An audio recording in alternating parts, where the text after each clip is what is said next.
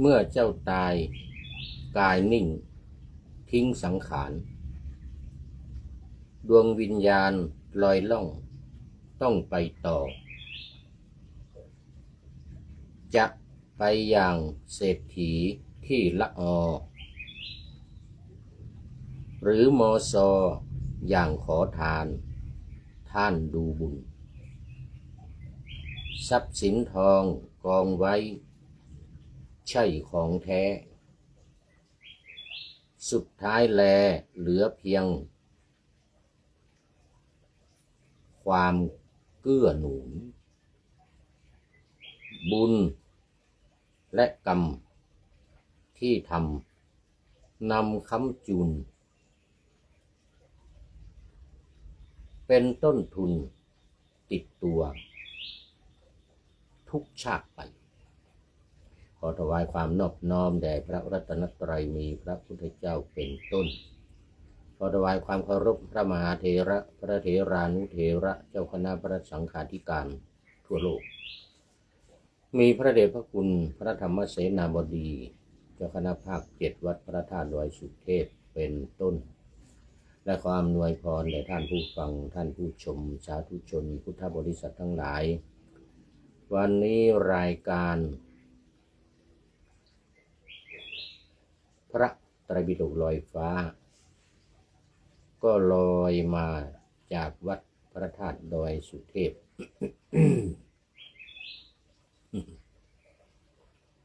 ผ่านทาง Facebook ไลฟ์สวัยเทพบุญออกอากาศทางสถานีวิทยุ5 แห่งคือสถานีวิทยุพระพุทธศาสนาแห่งชาติและจริยธรรมวัดพระธาตุดอยสุเทพระบบ FM 96 เมกะเฮิรตซ์มีพ่อครูบรรลบนามวงพรหมเป็นผู้อำนวยการอาจารย์พระมหาประสิทธิ์ประสาธิโกเป็นหัวหน้าสถานีและอาตมาภาพพระครูปริยัติยานุศาสตร์เป็นผู้บรรยายเป็นประจำทุกวันเวลา 5 ทุ่มถึงเที่ยงคืน2 สถานีวิทยุพระเพื่อการศึกษาพระพุทธศาสนาและวัฒนธรรมวัดฝายหินตำบลสุเทพอำเภอเมืองจังหวัดเชียงใหม่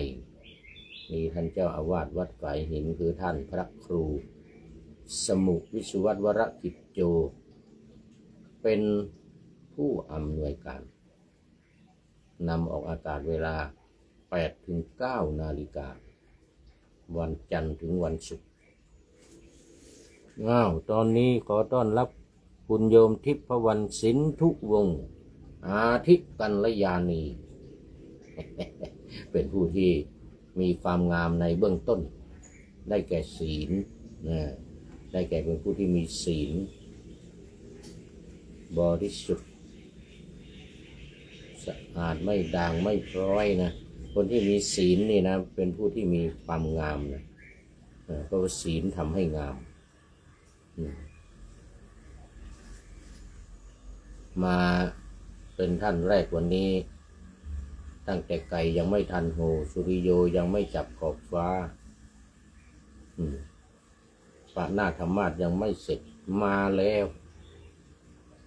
เป็นอาทิกัลยาณีต่อมาติดตามมาด้วย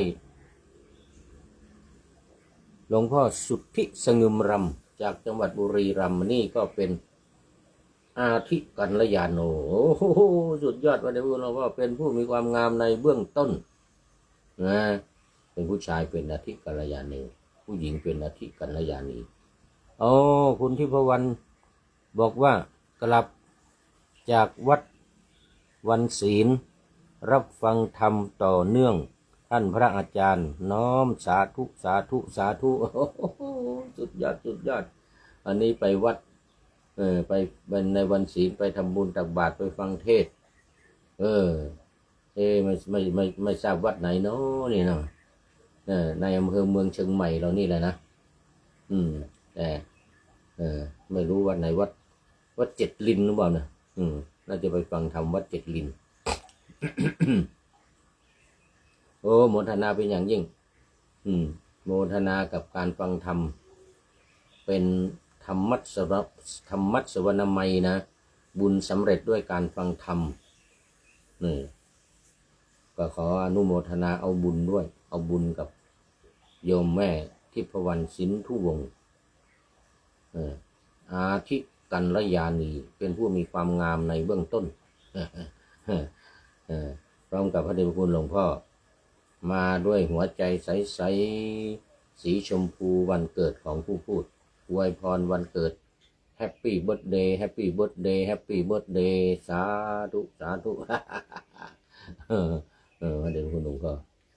ตามมาด้วยบุญช่วยใจช่วยนะบุญช่วยใจช่วยโอ้นี่คุณโยมบุญช่วยใจช่วยนี่เป็น FC ใหม่ FC ใหม่ยังไม่เคยเห็นยังไม่เคยเห็นบุญช่วยแล้วก็ใจช่วยจะต้องมาดูโปรไฟล์อันนี้เป็น FC ใหม่โอ้โมทนาเป็นอย่างยิ่งคุณโยมบุญช่วยใจช่วยนะเข้ามาตอนนี้และเป็นอาทิกัลยาโนอาทิกัลยาโนต้องเป็นผู้ชายนะสงสัยเป็นผู้ชายอาทิกัลยาโนเป็นผู้ที่มีความงามในเบื้องต้นได้แก่มีศีลเป็นผู้ที่มีศีล ตั้งให้ใหม่แล้ว FC ที่เข้ามาเบื้องต้นท่ามกลางและก็ที่สุดมาเบื้องต้นเป็นอาทิกัลยานังเป็นผู้มีความงามในเบื้องต้นคือศีลใครมาในท่ามกลางเดี๋ยวถ้าท่ามกลางนะเ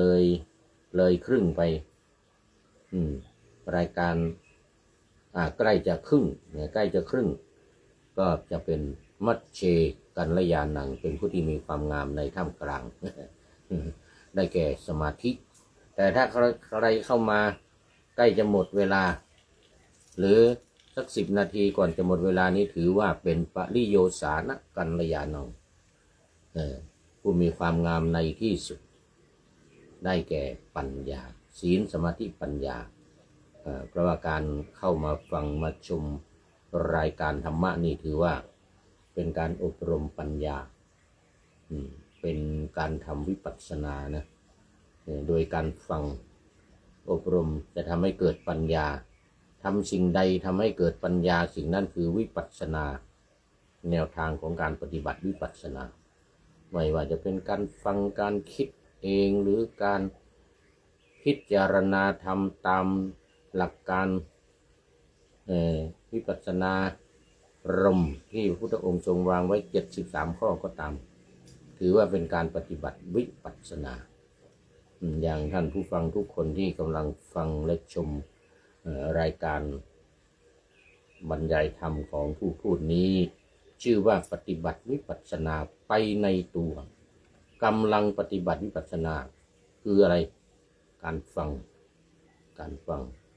เหมือนผู้พูดเองนี่พวกพูดไวๆคือผู้พูดเนี่ยก็พูดไปด้วยฟังไปด้วยนี่หูอยู่นี่หูอยู่2 ข้าง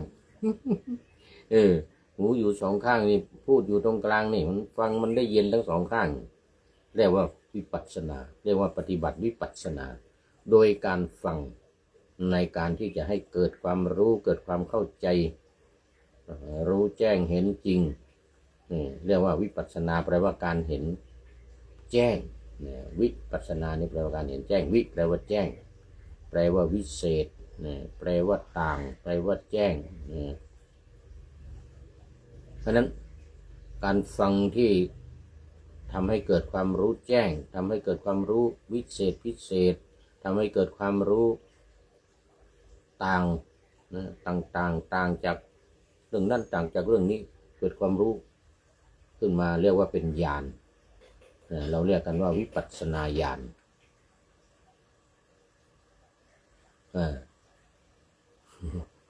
ขออภัยตัวนี้มันใกล้ทางเดินขึ้นเดินลงแล้วก็มี3 แยกอยู่ข้างบนนี้2 แยกนั่นนะบนนี้แยก1บนนู้นแยก1กุฏิของผู้พูดนี่มันอยู่ใกล้ทางเดินคนเดินขึ้นเดินลงไปบนวัดไปดอยสุเทพคนเดินจากดอยสุเทพลงไปข้างล่างเดินลงไปนี่นะถึงในเมืองนู่นเลยท างเดินทางเท้าอ้าวมา อะไรเมื่อกี้นี่พูดถึงไหน พูดถึงรายการพูดถึงรายการว่า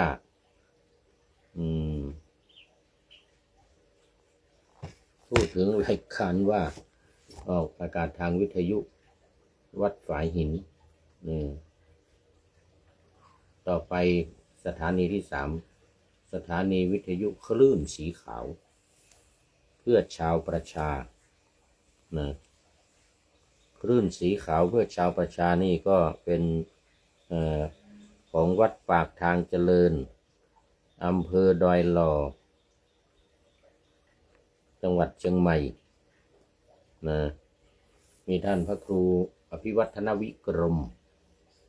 หลวงพ่อรองเจ้าคณะอำเภอดอยหล่อจังหวัดเชียงใหม่เป็นผู้อำนวยการนำออกอากาศ8 นาฬิกาถึง 9 นาฬิกาเหมือนวัดฝายหินวันจันทร์และวันศุกร์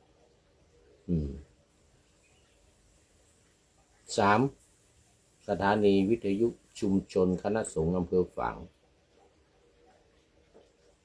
วัดพระพุทธบาทอุดมหรือน้ำบ่อซาวามีพระเดชพระคุณหลวงพ่อพระครูสุจิตตานุรักษ์เป็นเจ้าอาวาสแล้วก็เป็นเจ้าคณะอำเภอฝางและเป็นผู้อำนวยการสถานีวิทยุนำออกอากาศเหมือนวัดฝายหินแล้วก็4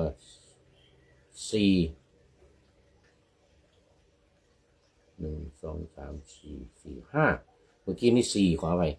5สถานีวิทยุมจร.วิทยาลัยสงฆ์นครลำปาง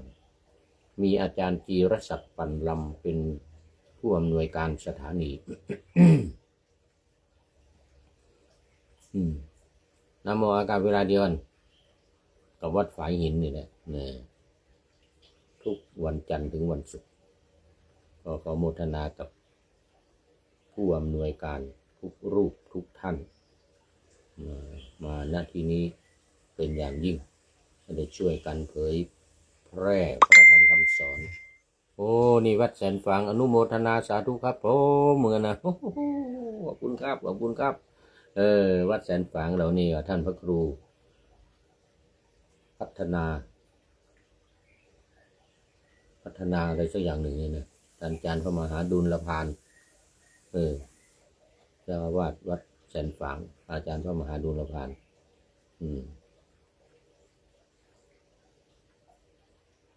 โอ้โมทนาเป็นอย่างยิ่งเอาละตอนนี้ก็มาสู่การประชาสัมพันธ์นี่ละตอนนี้ ก่อนจะเข้าเนื้อเรื่องเนื้อหาธรรมะในรายการนี้ก็ขอประชาสัมพันธ์กิจกรรมกิจการงานของวัดพระธาตุดอยสุเทพอันดับแรกวันนี้วันที่24ผู้ฟังอย่างงงหมายถึงว่าวันบันทึกเสียงนี่นะบันทึกเสียงแต่ว่าเพราะว่าวันนี้บันทึกเสียงล่วงหน้ามา4 วันรายการนี้จะออกอากาศวันที่27อากาศวันที่20แต่วันนี้วันที่24กิจกรรมวันนี้วันที่24พฤษภาคมนี้นะก็คือการจัดกิจกรรมพุทธาภิเษกนิมนต์พระสงฆ์เถรานุเถระมาเจริญพระพุทธมนต์สวดมนต์ปันเขาเรียกว่า12 ตำนานนะเอาหมดนะตั้งแต่เอวเมสุตังเป็นต้นไปนะไม่ได้เอาย่อนะไม่ได้เอาย่อเหมือน7 คัมภีร์เขาเรียก7อะไรเขาเรียก7 ตำนาน7 ตำนานเนี่ยเอาย่ออย่างบทรัตนสูตรเนี่ยก็เอาตั้งแต่ยังกินชีวิตตั้งอิทธวาหุลังวาสเกสุวายังรัตนังวันิตั้งไม่เอาตั้งแต่เอวเมสุตังมาถ้าเริ่มต้นก็ตั้งแต่เอวเมสุตังมาเลยมงคลสูตรก็เริ่มอเสวนาจะพาลนังปันดิตานันจะเสวนาปูจาจะปูจนียานังนี่นะอันนี้เอาย่อ7 ตำนานแต่ 12ตำนานหรือสวดมนต์ตันภาคเหนือเราเรียกสวดมนต์ตันนี่นะพุทธาภิเษกงานพุทธาภิเษกนี่โอ้โหเอาตั้งแต่บทขัดก็เอา บทขัดนี่นะบทขัดของแต่ละสูตรนี่เอาทุกบทเลยเสร็จแล้วก็เอวัมเมสุตังเอกังสุมยังบกวาภารานะสินะเป็นธรรมจักรนะหมดสวดหลายสูตรมากธรรมจักรกับพระธรรมสูตรด้วยตั้งแต่เอวัมเมสุตังมาทุกสูตรเลยถ้าเป็น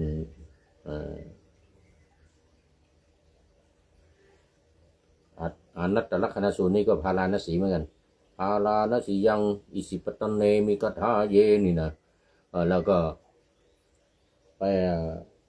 อาทิตตบริยายสูตรนี่ก็อันนี้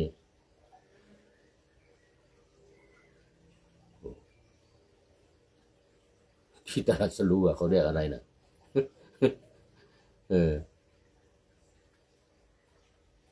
แสดงแก่กัสสปะสามพี่น้องขยากัสสปะนาทีกัสสปะอุรุเวลากัสสปะนะเขาเรียกว่าอะไรเนี่ยเมืองอะไรเนี่ยอะไรยังอะไรทีนี้ งงละทีนี้อย่างนี้เป็นต้นนะเอาเป็นต้นดีกว่านะเป็นต้นเต็มสูตรประมาณ2 ชั่วโมงนะประมาณ2 ชั่วโมงครึ่งเป็นอย่างน้อยนะ1 ชั่วโมง 40 ชั่วโมง 50นี่นะสวดมนต์ตันเนี่ยนะ2 ชั่วโมงเป็นหลักอ่ะ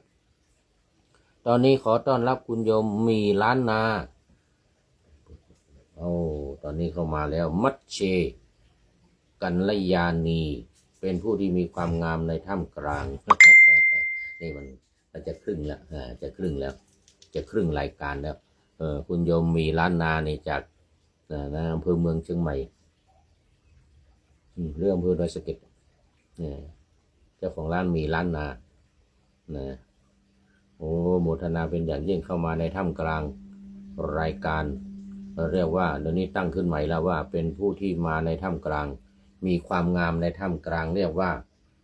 มัชเชกัลยานังความมีความงามในท่ามกลางแต่ในกรณีเป็นผู้หญิงก็เป็นมัชเชกัลยาณีคุณโยมมีล้านนาจากร้านมีล้านนาเป็นมัชเชกัลยาณีคนที่เป็นผู้มีความงามในท่ามกลางได้แก่สมาธิเป็นผู้ที่มีสมาธิสาธุโมทนาเป็นอย่างยิ่งมานี่ก็เป็น FC เก่าแก่ FC เก่าแก่อันนี้ก็ประชาสัมพันธ์งานแรกก็คือเนี่ยการพุทธาภิเษกวันที่24นะพฤษภาคมนี้เวลา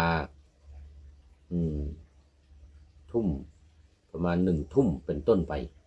นะประมาณ1 ทุ่มเป็นต้นไปเจริญพระพุทธมนต์สวดมนต์ตันสมโภชพระรอดอันนี้ไปดูหลวงพ่อสร้างพระรอดมาตัวนี้อยู่เต็มรอบสุวรรณเจดีย์สวดมนต์สมโภชทุกวันแต่วันนี้กรณีพิเศษ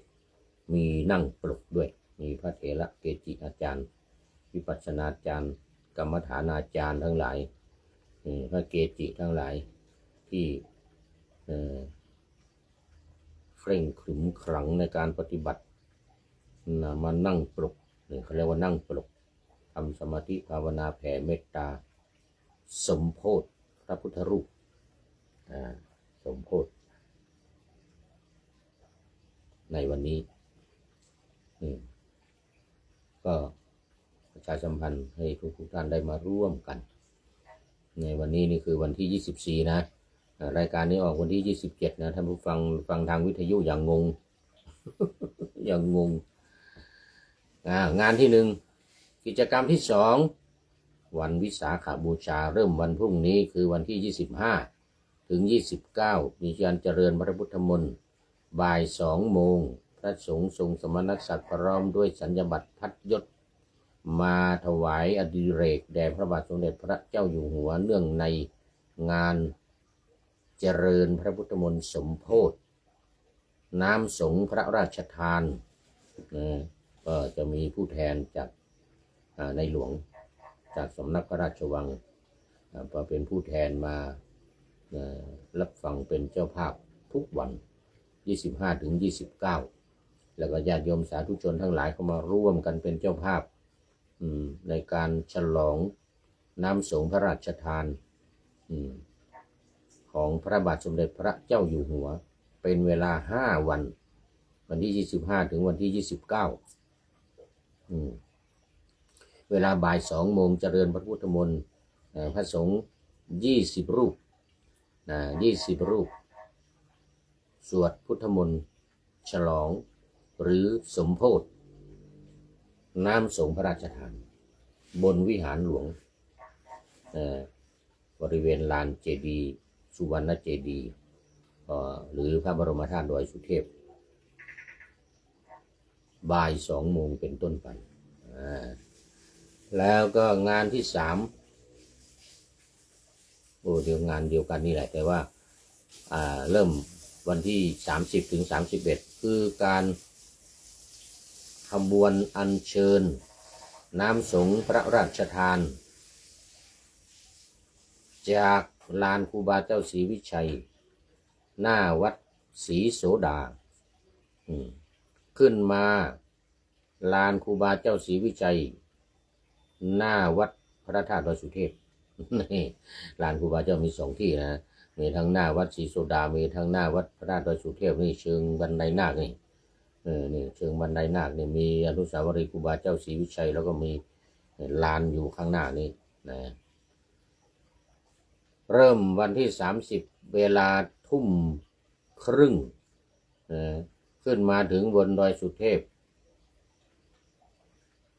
เวลา 5:00 5:00ขึ้นมาถึงแล้วจากนั้นก็6 โมงทำบุญตักบาตรพระสงฆ์สามเณร500 รูปขึ้นไปและเวลาบ่ายทำพิธี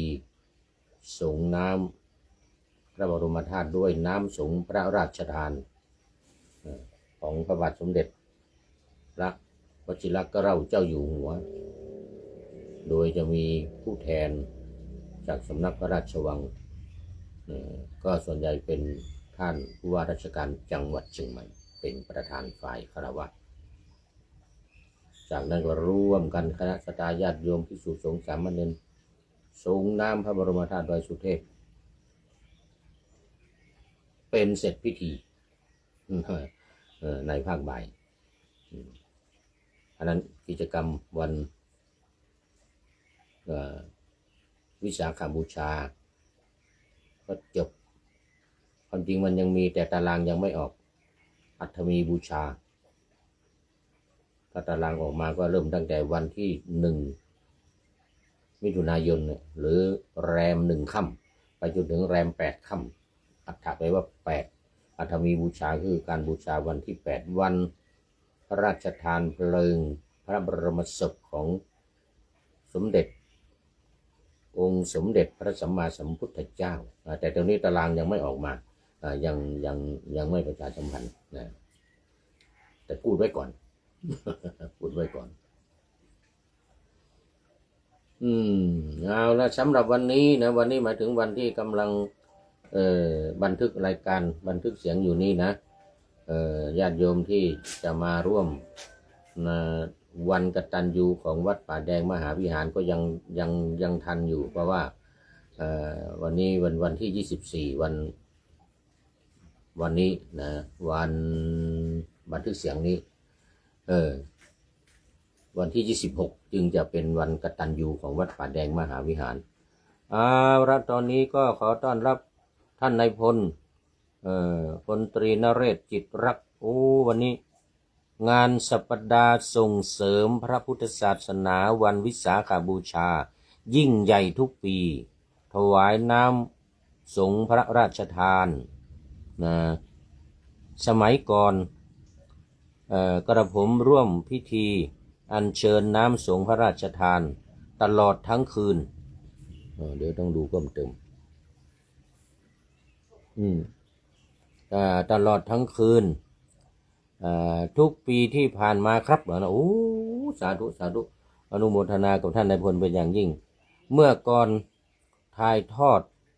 ทางสถานีวิทยุตลอดคืนด้วยครับโอ้ใช่ใช่ถูกต้อง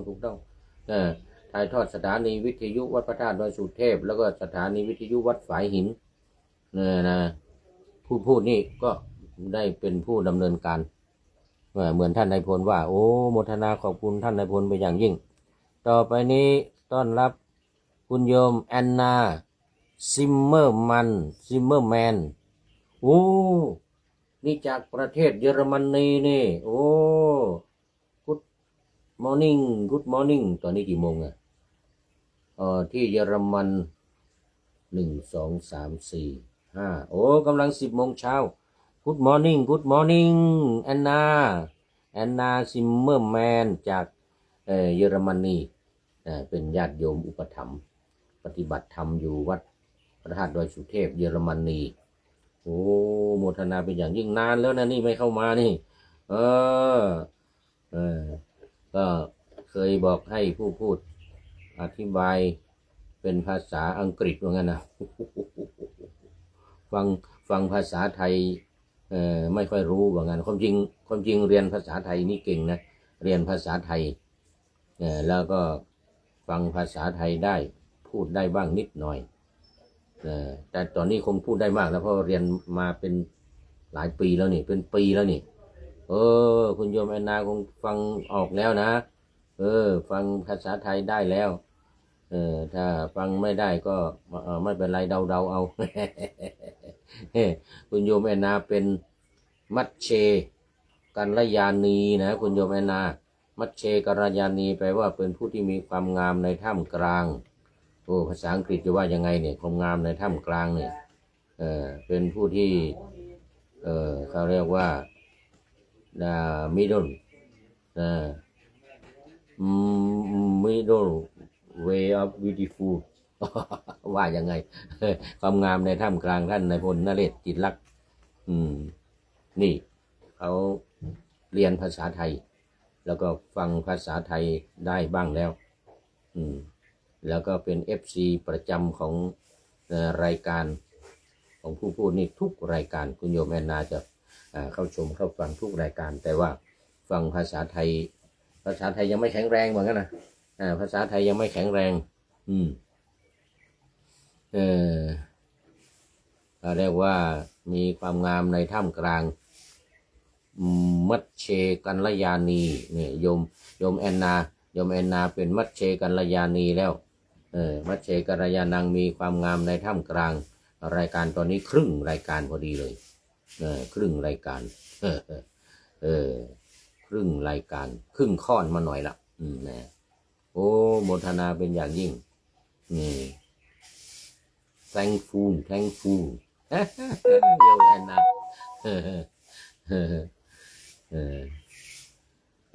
โอเคนะมาตอนนี้ก็เข้ามาสู่เนื้อหาสาระประชาสัมพันธ์หมดแล้วเนี่ยประชาสัมพันธ์หมดแล้วเรื่องการไหว้สาบารมีขึ้นดอยสุเทพท่านนายพลเสริมเข้ามาว่าเคยร่วมรายการทุกปีร่วมการเดินตลอดคืนเป็นพิธีกรด้วยท่านนายพลสมัยนั้นเป็นพิธีกรว่าหลายปีมาแล้วทุกปีว่างั้นนะโอ้โมทนาเป็นอย่างยิ่งเคยถ่ายทอดเสียง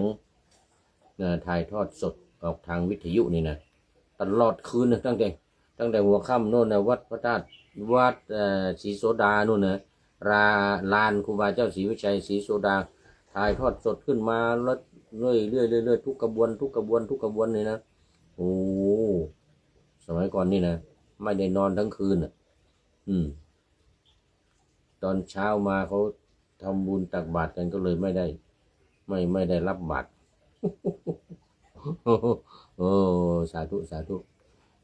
โมทนาขอบคุณโยมแอนนาเป็นอย่างยิ่งนะเรียกว่า a lot of thanks a lot of thanks โยมแอนนาโนเป็นมัจเจกัลยาณีนะเป็นผู้มีความงามในท่ามกลางเอาแล้ววันนี้มาธรรมะโอ้โหวันนี้พระไตรปิฎกลอยฟ้าของเรานี่ถึงที่ไหนหนอแลนี่โอ้มาตุกในโลกฟ้าเธอรับสรณะในวันสูปนายิกาโอ้นาสนังคะทันดกรรมท่านในบนนาสนังคะสามเณรที่ผิดศีลข้อที่1ถึงข้อที่5เป็นนาสนังคะคือพ้นจากความเป็นสามเณรต้องให้ลาสิกขาไปเป็นสามเณรไม่ได้แล้วก็กลับมาบวชรู้สึกจะไม่ได้อีกนะหรือได้อยู่ไม่แน่ใจละนี่นาสนังคะผิดสิกขาบท1ถึง5แล้วก็6ถึง10นี่ก็เป็นทันตกรรมเนี่ยนาสนังคะทันตกรรม2อย่างเรื่องนาสนังคะทันตกรรมเล่าถึงเรื่องของสามเณรมีศีลข้อ5ดื่มสุราอย่างนี้ขาดจากความเป็นสามเณรเป็นนาสนังคะเลยเป็นนาสนา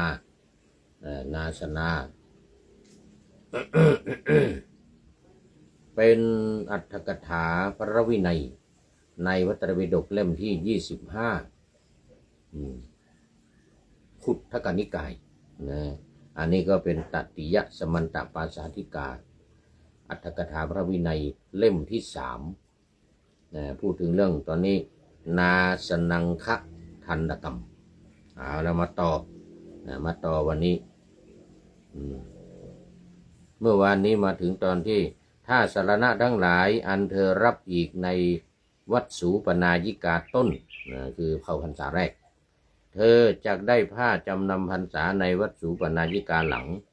ถ้าเธอรับสรณะในวัดสูปนายิกาหลังลาภอันสงพึงอัปโลกให้ก็มีลาภมีสักการะอะไรนี่ก็อัปโลกให้สามเณร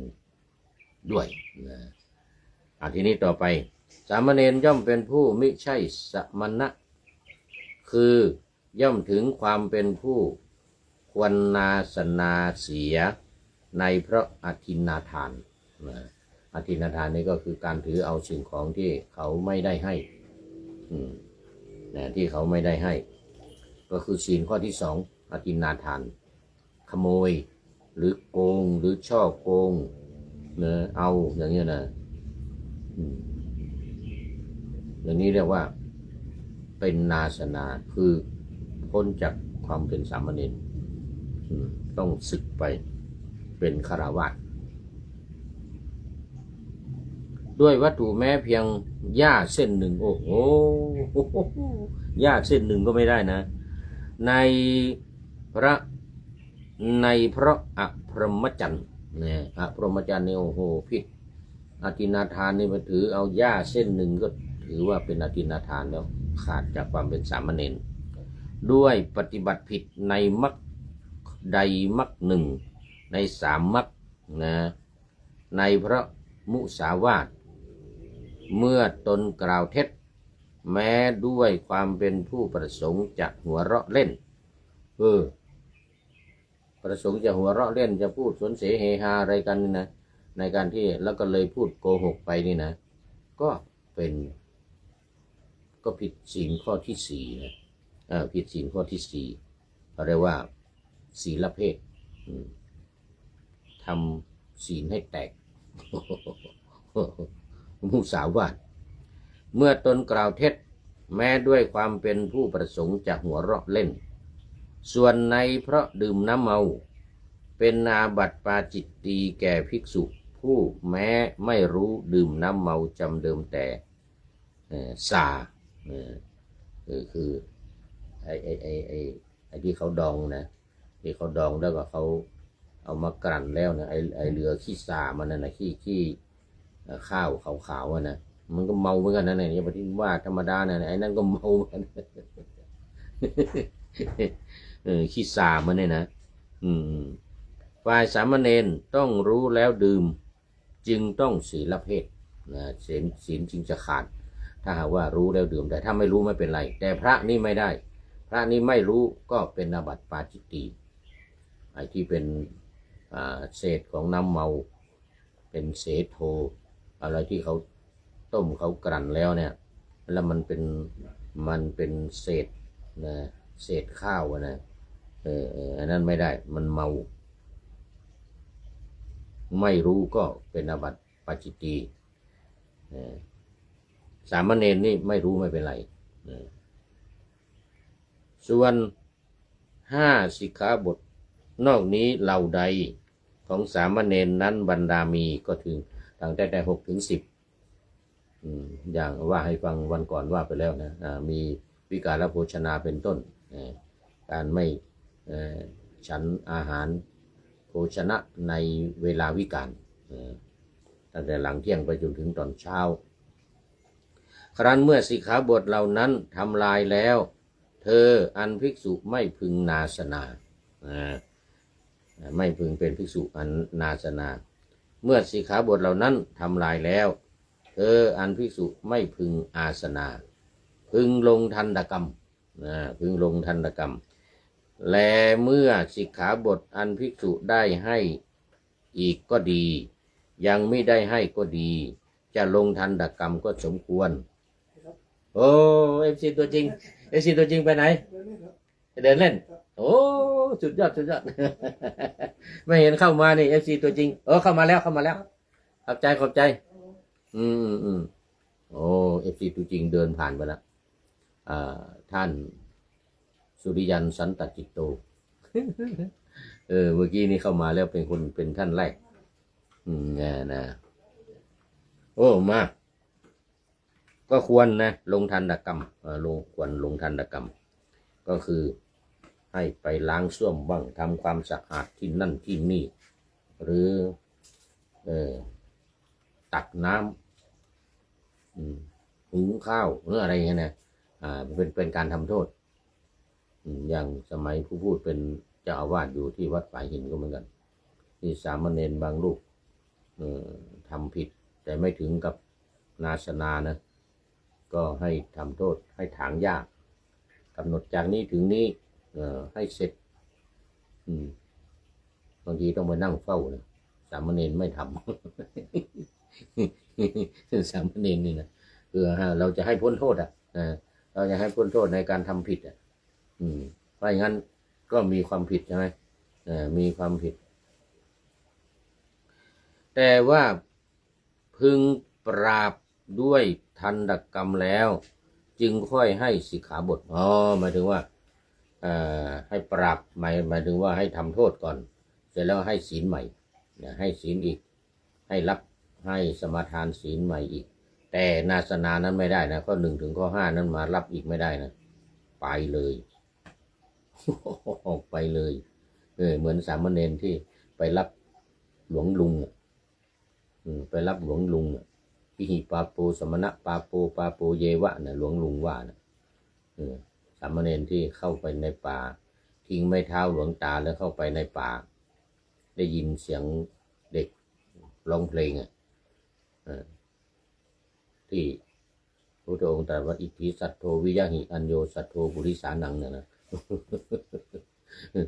ไม่มีเสียงอื่นที่จะจับจิตของบุรุษแล้วตั้งอยู่เหมือนเสียงของอิทธิเสียงของผู้หญิงนี่เลยสามเณรจูงหลวงลุงออกมาจากป่าจะไปในเมืองจะกลับไปเมืองสาวัตถีเลยนะก็ได้ยินเสียงเด็กเก็บฟืนร้องเพลงอยู่ในป่าลุงผมไปเยี่ยวเหมือนกันนะด้านในบนผมขอไปปัสสาวะเหมือนกันนะบอกลุงก็ไม่ว่าอะไรลุงก็ได้ยินเสียงเพลงเหมือนเดียวกันนะก็ปล่อยไป พอกลับมาหลวงลุงบอกว่าอย่ามาแตะแม้กระทั่งไม้เท้าของหลวงลุงนะ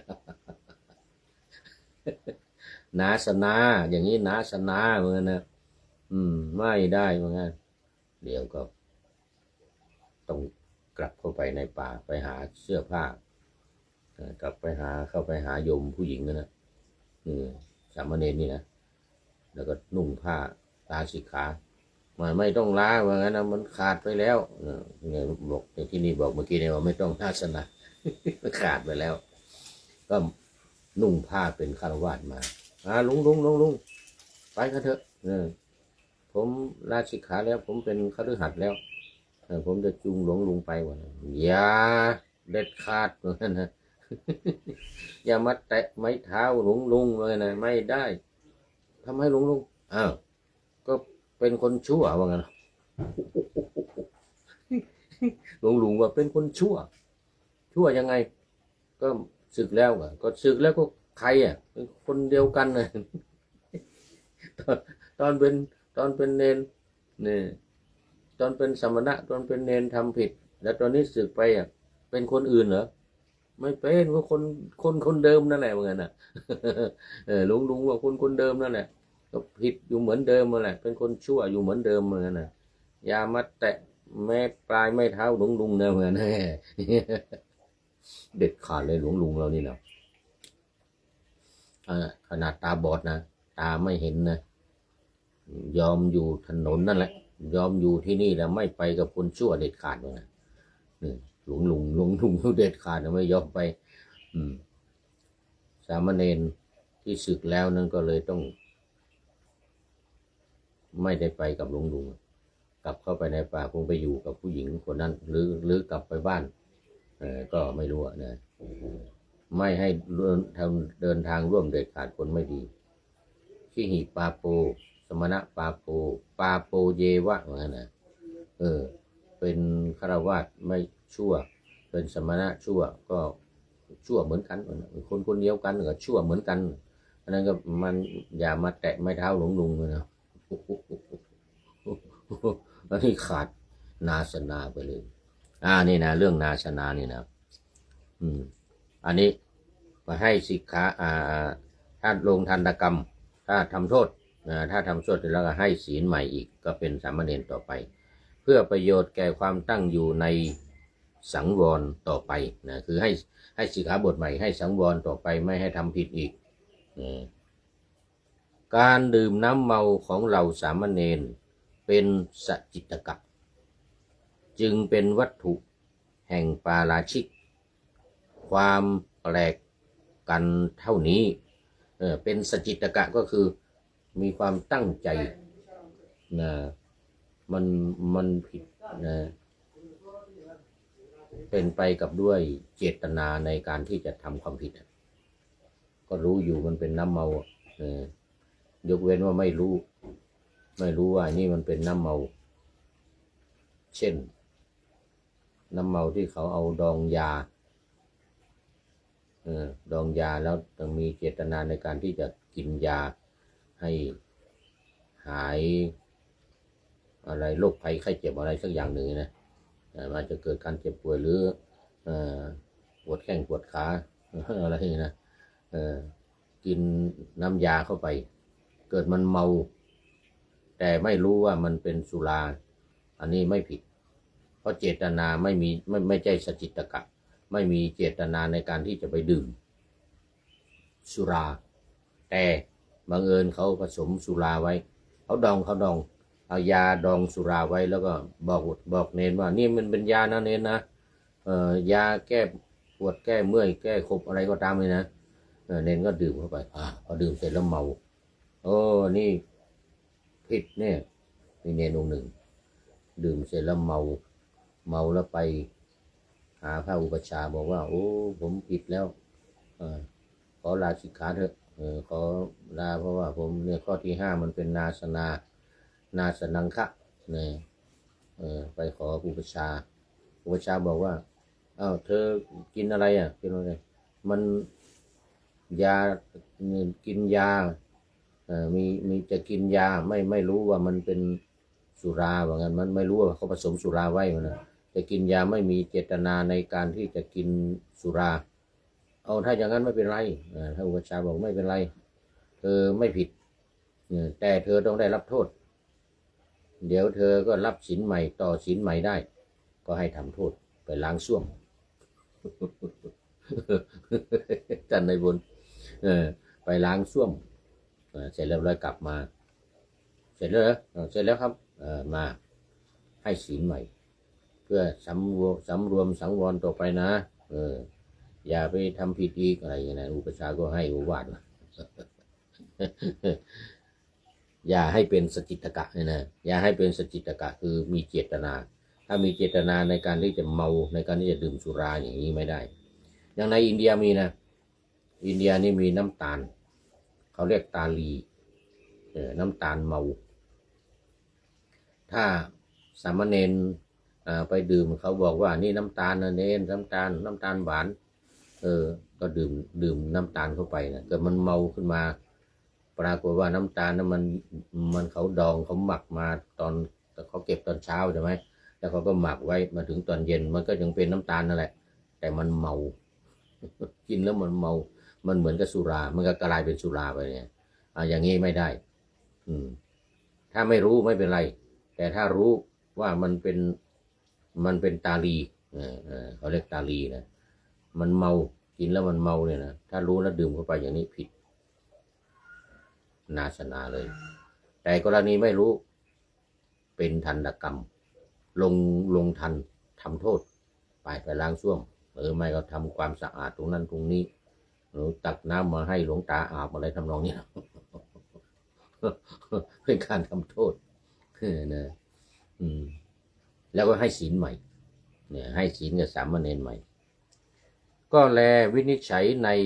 อวันณภาสนะพึงทราบดังนี้ในอัตถกถาชื่อกุลุนทีอัตถกถาจารย์แก้ว่าสามเณรผู้กล่าวโทษแห่งพระพุทธเจ้า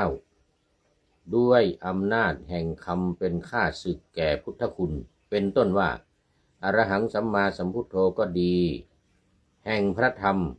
ด้วยอำนาจเป็นข้าศึกแก่ธรรมมคุณเป็นต้นว่าสวากขาโตก็ดีแห่งพระสงฆ์ด้วยอำนาจแห่งคำเป็นข้าศึกแก่สังฆคุณเป็นต้นว่าสุปฏิปันโนก็ดีได้แก่นินทาคือ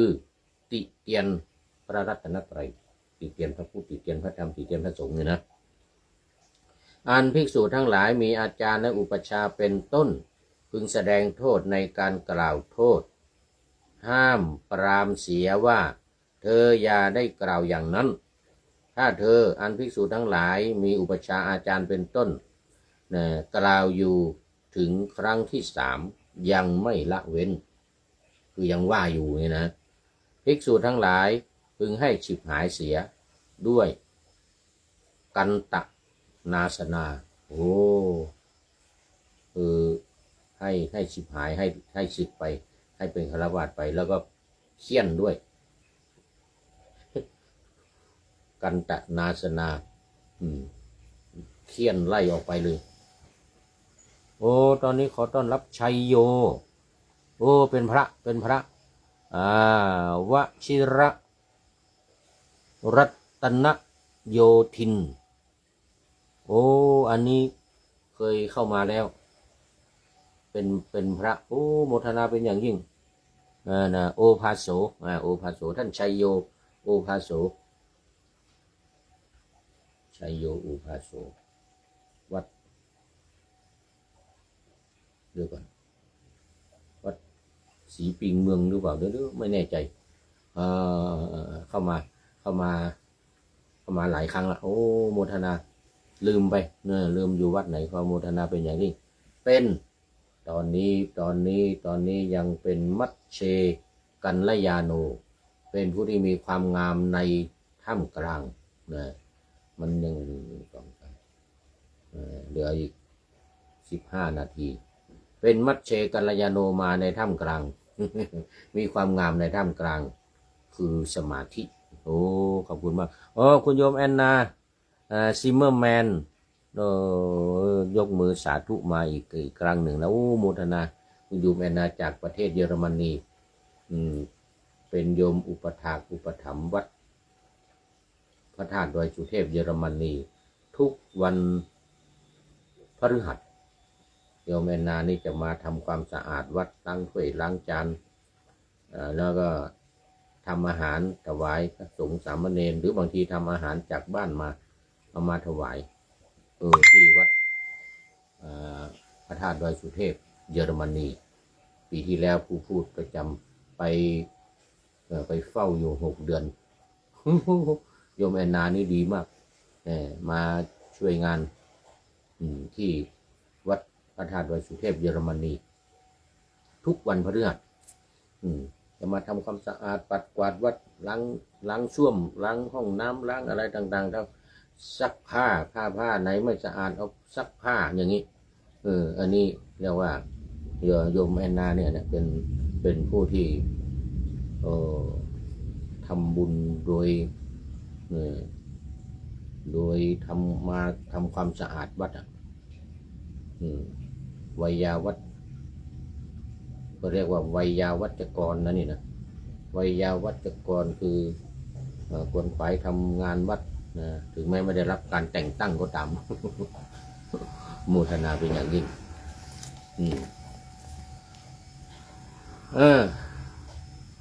นะกล่าวโทษพุทธอวันนังธรรมะอวันนังสังฆอวันนังคือติเตียนพระพุทธพระธรรมพระสงฆ์นี่นะติเตียนพระพุทธพระธรรมพระสงฆ์ด้วยอำนาจสังฆคุณสุปฏิปันโนก็ดีได้แก่นินทาคือพึงแสดงโทษถ้าเธอภิกษุทั้งหลายตักเตือนแล้ว3 ครั้งก็ถือว่าเป็นนาสนาเลยภิกษุทั้งหลายพึงให้ชิบหายเสียด้วยกันตนาสนาโอ้อันนี้ก็ผิดเหมือนกันเข้าข่ายมุสาวาทนะข้อที่4พูดเท็จพูดคำหยาบพูดส่อเสียดพูดเพ้อเจ้อตำหนิติเตียนมา